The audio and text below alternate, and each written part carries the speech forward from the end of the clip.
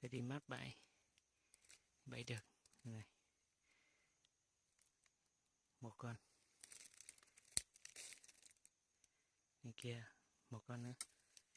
Chỗ này mình bẫy được 20 con rồi. Ăn cái quả trên này, này. Đó, cây này. Chi cu gái đó. Đẹp không?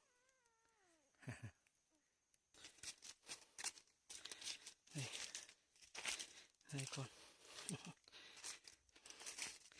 Hai bố con đang đi. Đây, 2 con. Một con trong túi quần nữa. Rồi đi nhanh nhanh. Rồi, đấy. Hai bố con vừa đi xen lưới này. Các bạn thích không nào? Mình thì chẳng cần BCB hay là con nô con điếc, súng hơi súng gì cả. Mình chỉ đi căn lưới thôi. Đấy.